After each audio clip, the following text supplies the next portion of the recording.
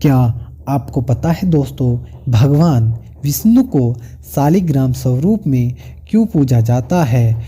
इसके ऊपर पौराणिक कथा के अनुसार वेश्या की एक कहानी है।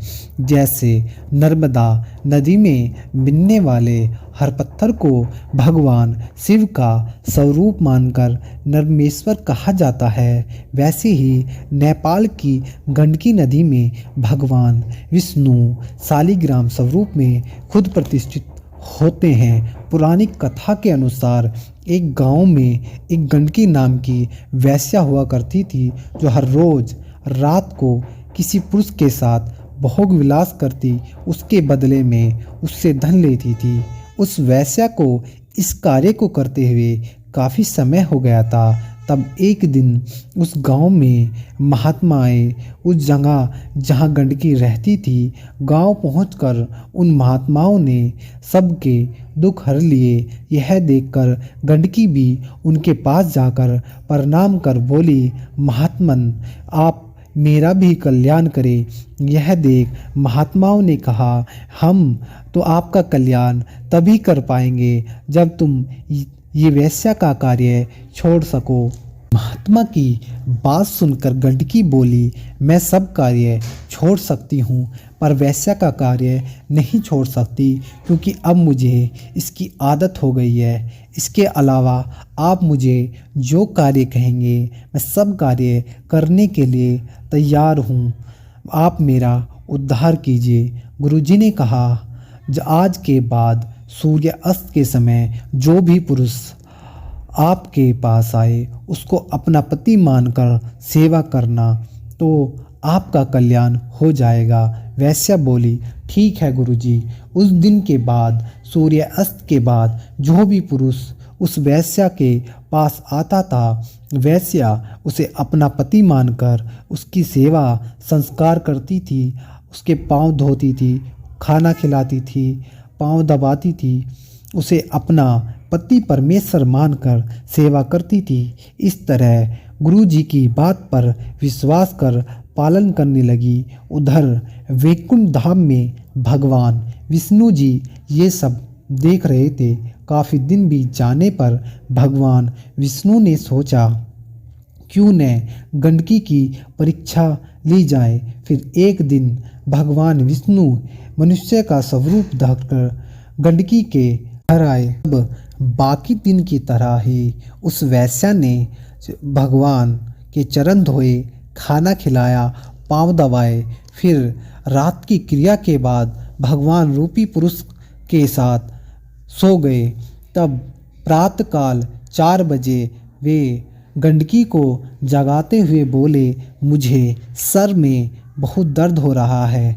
पुरुष रूपी भगवान की हालत देख वेश्या भगवान का सर दबाने लगी और ज़्यादा हालत खराब देख बोली, मैं वेद को बुलाकर लाती हूँ। तब भगवान बोले, तुम कहीं मत जाओ, मैं तुम्हारे बिना नहीं रह सकता।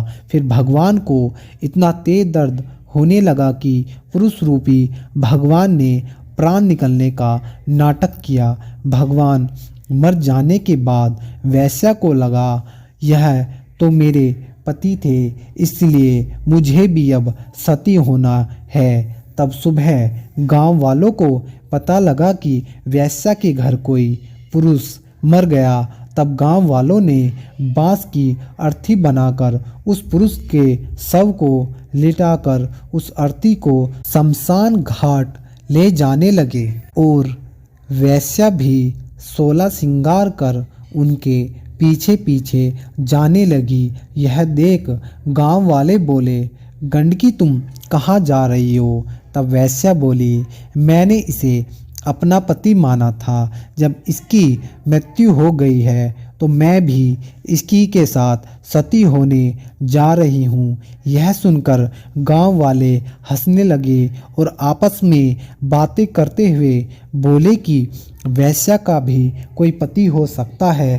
तब गांव वाले उस शव को लेकर शमशान घाट पहुँचे तो गंडकी जाकर उस चिता पर बैठ गई और जब चिता पर शव को लेटाया गया तो उस गंडकी ने उनके सर को अपनी गोद में रख लिया।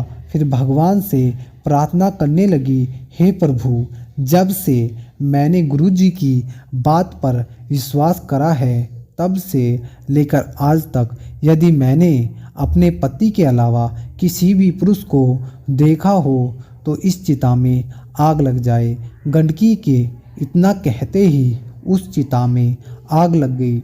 जब आग लगी तो भगवान ने एक आंख खोलकर देखा गंडकी क्या कर रही है।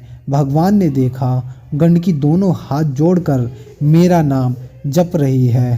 फिर भगवान ने अपनी शक्ति से उस चिता की अग्नि को और तेज कर दिया। फिर भगवान ने देखा गंडकी आँख से तप कर भाग तो नहीं गई, पर गंडकी पर आग का कोई भी फर्क नहीं पड़ा। उसका शरीर जलता जा रहा था लेकिन वह उफ तक नहीं कर रही थी। फिर भगवान को समझते देर नहीं लगी कि पड़े ही गंडकी एक वैश्या है लेकिन यह भक्ति की सच्ची है। फिर भगवान विष्णु अपने स्वरूप में आकर बोले, बेटी आँख खोलो, मैं तुम्हारी परीक्षा ले रहा था, मैं तुमसे प्रसन्न हूँ, मांगो क्या वर मांगती हो। गंडकी बोली, भगवान अगर आप मुझे कुछ देना चाहते हो तो जैसे आप आज मेरे गोद में अपना सर रखकर लेटे थे वैसे ही आजीवन आप मेरी गोद में ही रहें। फिर भगवान बोले, तथास्तु। भगवान के स्वरूप को देखकर गंडकी इतनी भावुक हो गई कि उसका शरीर पानी बन गया और वहीं से धारा बहने लगी। तब भगवान बोले, आज से मैं शालिग्राम स्वरूप में तुम्हारी गोद में रहूँगा। दोस्तों, अगर आप ये जानना चाहते हैं कि भगवान विष्णु शालिग्राम पत्थर क्यों बने तो कमेंट करें। अगर आप भी राम भक्त हैं तो चैनल को सब्सक्राइब करना ना भूलें और वीडियो को लाइक करना ना भूलें। जय श्री राम।